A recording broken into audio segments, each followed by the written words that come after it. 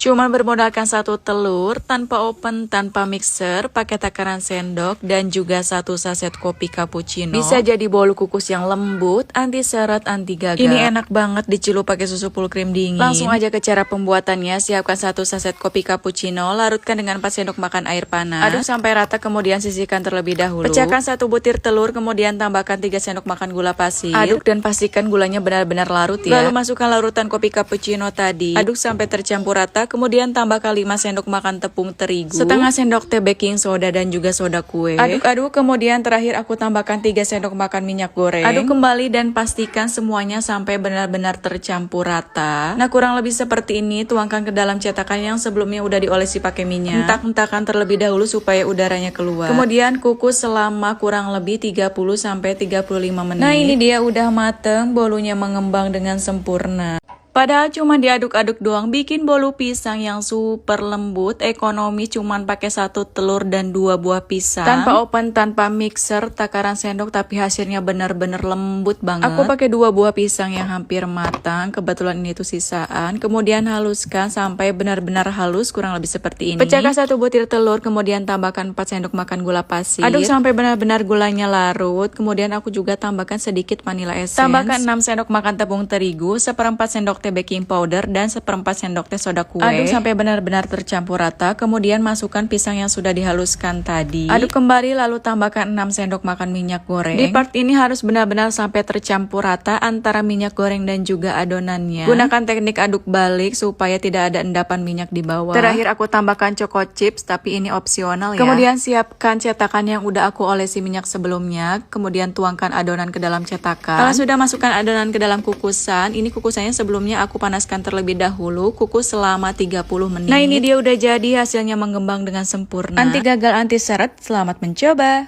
Di umur berapa kamu baru tahu kalau dari 1 telur aja kita bisa bikin bolu ketan 3 layer yang moist banget. Cukup kocok aja telurnya sama 3 sendok makan gula. Kalau gulanya udah larut, baru masukkan tepung terigu dan juga tepung ketannya. Aduk-aduk, baru kita campurkan santan dan minyak. Ambil sedikit adonan buat mancingnya ya. Kita campur dulu, baru kita tuang ke adonan. Aduk-aduk terus adonan biar cairan sama tepungnya itu tercampur rata. Baru tambahkan vanili dan juga baking soda. Aduk lagi, kalau udah benar-benar campur rata, baru dituang setengah bagiannya dulu ke loyang. Kukus selama 25 menit. Sambil nunggu kita bikin lapisan kejunya. Bahan-bahannya udah ada di video ya. Aduk semua bahan ini sampai benar-benar tercampur rata. Kalau adonan pertama udah 25 menit, baru kita tuang adonan kejunya dan kukus selama 7 menit. Kalau udah, baru kita tuang sisanya dan kukus lagi selama 25 menit. Jadi bolu ketan 1 telurnya atau bolu ketan ekonomisnya udah siap banget dinikmatin. Pastikan ya recook di rumah.